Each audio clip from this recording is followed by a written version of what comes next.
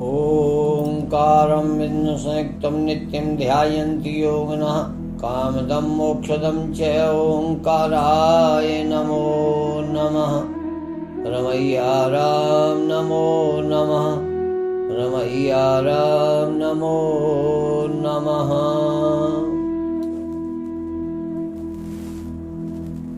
प्राणी मात्र सुख चाहता है, कोई दुख नहीं चाहता।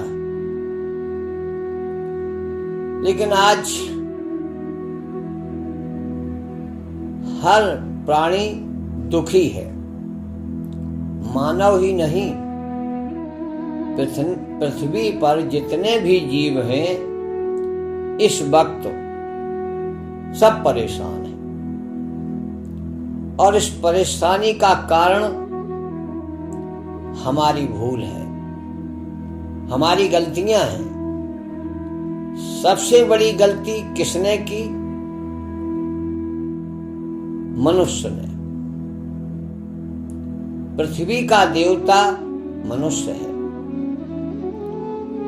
स्वर्ग का देवता ईश्वर है, और जो ब्रह्मांड, बाहरी ब्रह्मांड का नियंता है वो है परमात्मा। ईश इंसान और ईश्वर, ईश में देवता आते हैं, ईश्वर में अवतारी जितने भी हैं, जितने भी अवतार हुए हैं ये सब ईश्वर की श्रेणी में आते हैं। इनसे नीचे जो और अन्य देवता है वो ईश की श्रेणी में आते हैं। उससे जो नीचे का क्रम है वो इंसान की श्रेणी में आते हैं। ईश, इंसान, ईश और ईश्वर ये एक ही ब्रह्मांड के रहने वाले लोग हैं। जो बाह्य जगत का ब्रह्मांड है इसी में ये तीनों लोग रहते हैं। इंसान भी रहता है, ईश भी रहते हैं और ईश्वर भी रहते हैं। और इस पूरे ब्रह्मांड को जो कमांड करता है, जो अपने उदर में समेटे हुए है, वो है परमपिता परमात्मा परमेश्वर। हम इंसान हैं, पृथ्वी के देवता हैं। इंसानों को पृथ्वी का देवता कहा गया है। लोकों में कहीं के देवता इंद्र हैं, कहीं के देवता कुबेर हैं, कहीं के देवता यक्ष हैं, किन्नर हैं, पितृलोक है। तो हर अपने अपने लोक का कोई ना कोई देवता है। इसी तरीके से शिव, ओम, जो प्रणव है इसको ब्रह्मा विष्णु महेश के रूप में, त्रिगुणातीत माने सतोगुण रजोगुण तमोगुण के रूप में दर्शाया गया है। परमेश्वर जिसको कहा जाता है कुछ नहीं करता, जीरो, और कहते हैं जीरो का कोई मूल्य नहीं। लेकिन ऐसा नहीं है कि जीरो का ही मूल्य है। जीरो से ही एक अंक पैदा होता है। जीरो का बहुत महत्व है। तो जो जीरो है, जीरो इज नथिंग, वही तो समथिंग है, जिसे तुम कहते हो कुछ भी नहीं। बस वहीं से परमात्मा की अनुभूति होना प्रारंभ होती है। जब तक आप कुछ है, कुछ में पड़े रहोगे, कुछ करना है, कुछ करने से परमात्मा मिलेगा, बिना कर्म किए सुख हमें कैसे मिलेगा? हाँ, ये कर्म प्रधान आपके इस ब्रह्मांड में है। जब तक आप किसी भी तन में हैं, ये आत्मा किसी भी लोक में रहे, उस लोक के अनुसार उसे उस तन में रहना पड़ेगा। उस लोक में जैसा भी तन उसका होगा तो उसका सहारा होगा, सहारा लेना पड़ेगा। आत्मा जब तक तन से जुड़ी हुई है, चाहे वो अंडी शरीर हो, पिंडी शरीर हो, ब्रह्मांडी शरीर हो, कारण शरीर हो, महाकारण शरीर हो, तब तक उसके कर्म अच्छे या बुरे वो संस्कार बन के उसमें निहित रहते हैं, उसमें रहते हैं। उनका भोग भोगना ही पड़ता है, किसी भी लोक में रहो, क्योंकि ये ब्रह्मांड ही यहाँ का रूल है, यहाँ का नियम है। जैसा करोगे वैसा भरोगे, ये कर्म का रूल है। अच्छे कर्म करोगे, इंसान से ईश की पदवी पर चले जाओगे, देवता बन जाओगे। देवता लोग अच्छे पुण्य के काम करेंगे, ईश्वर की श्रेणी में पहुंच जाएंगे। लेकिन यहां तक आप देखिए, ब्रह्मा भी ध्यान करते हैं, विष्णु भी भजन करते हैं, महेश भी भजन करते हैं, तो किसका? परम पिता परमेश्वर का, जिसने सबको बनाया, सबको रचा है। उस परम पिता परमात्मा तक पहुंचना, क्या आपके साधनों में इतना बल है? क्या आपकी पूजा में इतनी ताकत है जो आप वहां तक पहुंच जाएं? नहीं पहुंच सकते। प्रयास करने से जगत में जो चीजें हैं उनकी प्राप्ति की जा सकती है। मेहनत से पैसा आप कमा सकते हैं, घर द्वार बना सकते हैं। ये बिना परिश्रम के नहीं होगा, बिना कर्म किए आपको प्राप्त नहीं होगा। आप सोचोगे हमारा घर परिवार अच्छा चले, तो इसके लिए आपको कर्म करना पड़ेगा।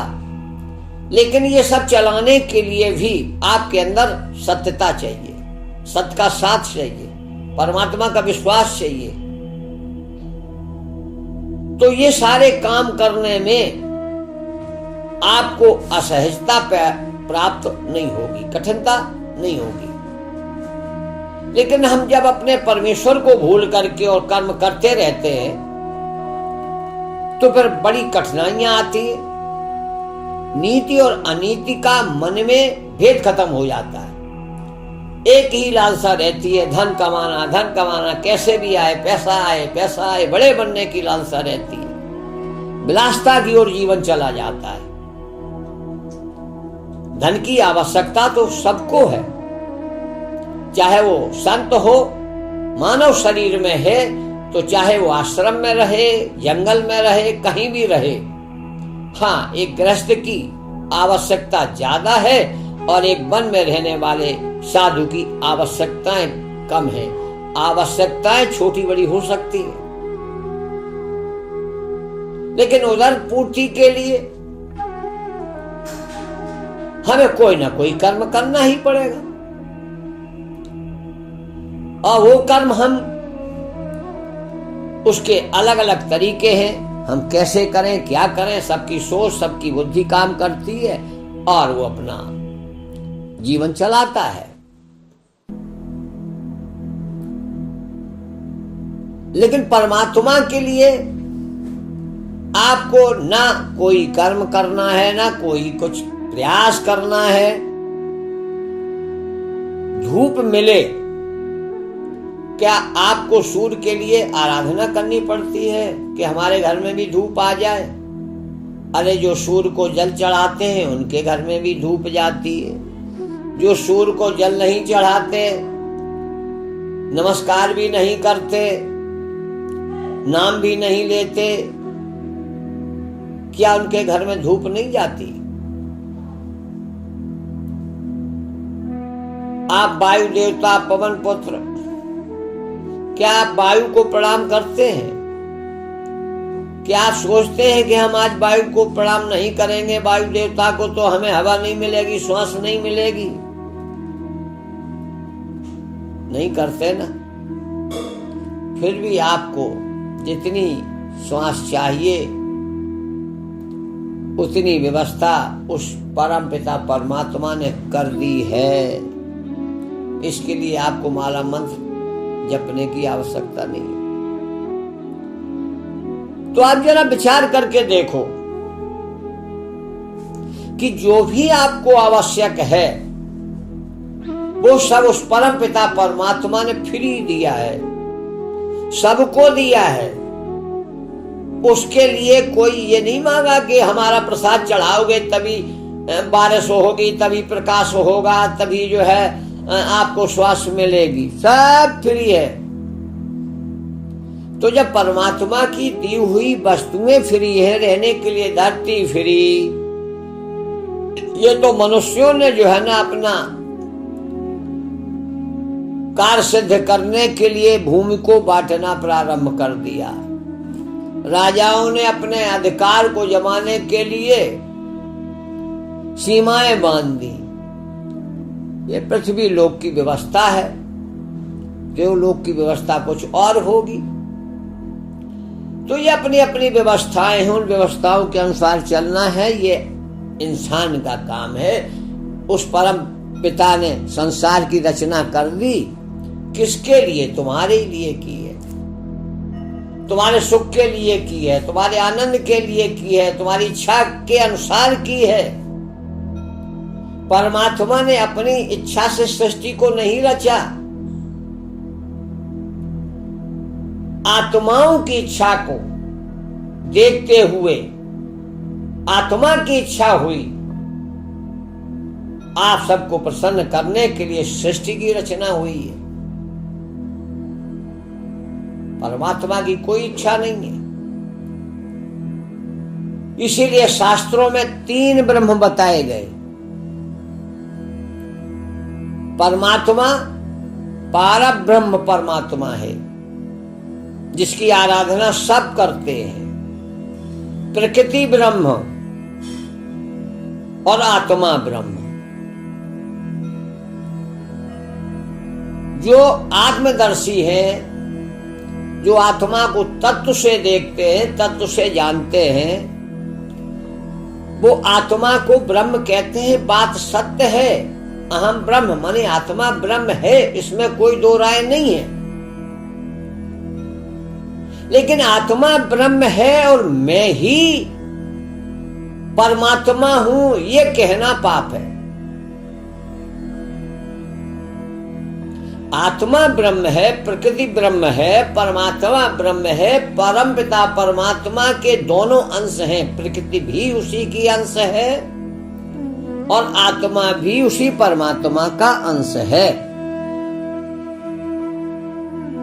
ईश्वर अंश जीव अविनाशी, जीव प्रकृति है। आत्मा ईश्वर अंश, अंश आत्मा है। तीनों ब्रह्म है। और जो 3 को अलग अलग नहीं समझता, तो भी ये अधूरा ज्ञान है। आत्मा कभी परमात्मा नहीं हो सकती। आत्मा कभी सर्वव्यापक नहीं हो सकती। आत्मा तो जिस शरीर में है उसी शरीर में व्यापक है। आत्मा पड़ोसी के घर में क्या हो रहा है नहीं जान सकती।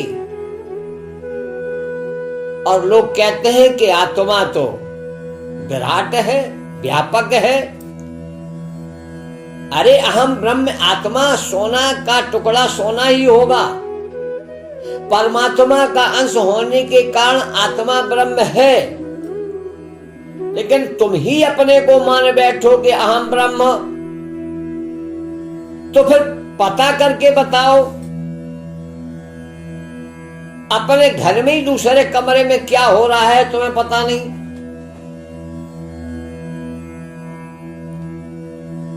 आत्मा को जानो। अरे कौन नहीं जानता आत्मा को?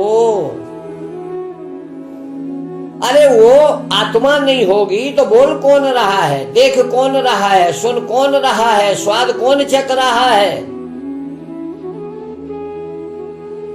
इसी झमेले में पड़े हुए हैं लोग। अरे आत्मा को क्या जानना? आत्मा ने तो एक चेतन है, आत्मा चेतन है, प्रकृति जड़ है। आत्मा ने प्रकृति का सहारा लेकर के और कई तत्वों के मिलने से ये सब कुछ बनता है। चाहे वो जीव हो, चाहे मनुष्य हो, चाहे पेड़ पत्र हो, कुछ भी हो, सब मिलावटी संसार है। ये तत्वों का मिलावट। तो आप एक एक तत्व को पकड़ के बैठ जाओ कि हमें परमात्मा मिल गया, ये अधूरा ज्ञान है। ये सब आपको जानने की बातें हैं, ये ज्ञान की बातें हैं। ज्ञान के माध्यम से आप इस ब्रह्मांड की हर वस्तु को जान सकते हैं। लेकिन परमात्मा को पाने के लिए ज्ञान काम नहीं आएगा। संसार को जानने के लिए और अपने आप को जानने के लिए संगत करो, सत्संग सुनो, स्वाध्याय करो, गुरुओं के पास जाओ, पढ़ो। तब आप अपने बारे में जान पाओगे, हम क्या है, जगत क्या है, शरीर क्या है, मन बुद्धि चित्त क्या है, अहंकार क्या है। बस ये जानकारी। यहाँ परमात्मा का कोई संबंध नहीं, ये जगत का ज्ञान है। परमात्मा के यहाँ क्या है? पवित्रता। परमात्मा के यहाँ परमात्मा क्या देखता है, क्या चाहता है?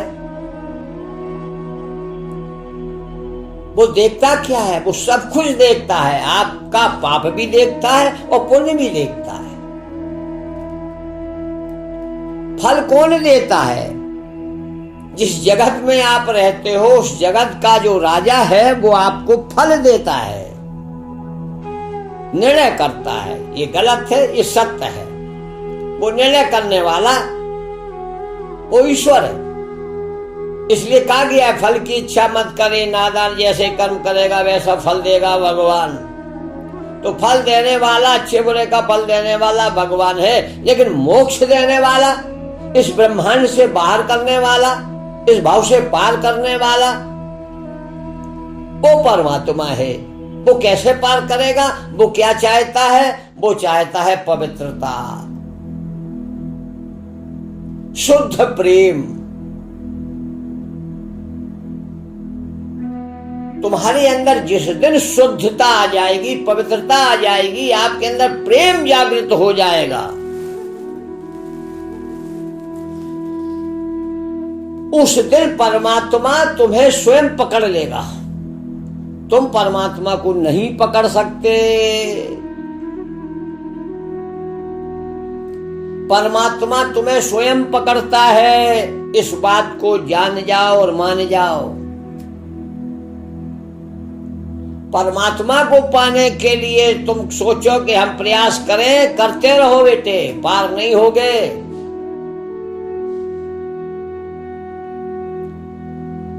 अगर संत बनना है